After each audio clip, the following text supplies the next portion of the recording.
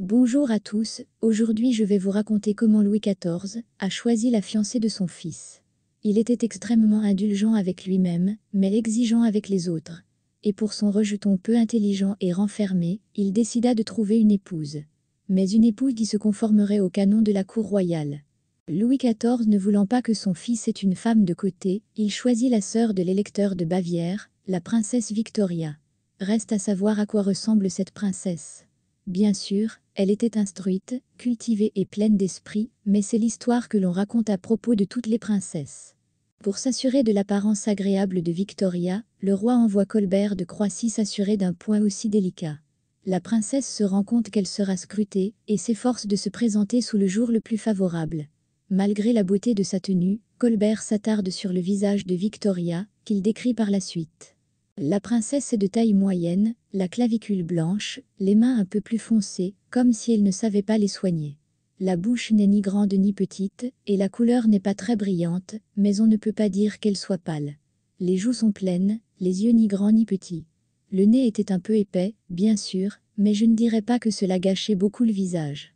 En clair, cela signifiait que pour un connaisseur de la beauté comme le dauphin, la princesse serait tout à fait à sa place.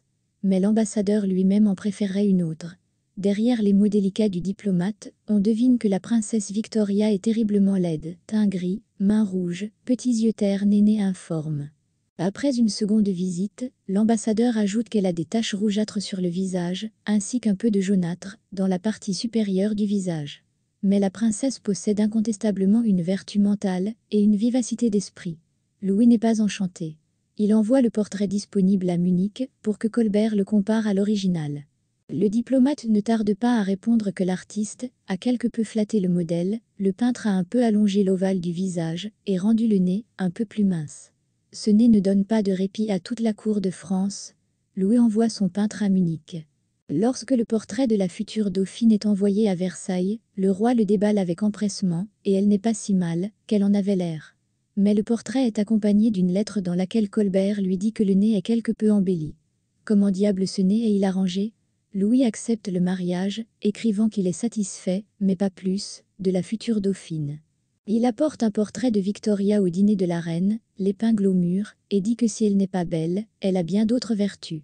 Tout le monde s'émerveille de l'apparence de la princesse. À l'arrivée tant attendue de la mariée, Louis est très nerveux. Il est rassuré par le majordome, « Sire, supportez le premier moment, et vous serez satisfait. » Mais tout se passe beaucoup mieux que prévu.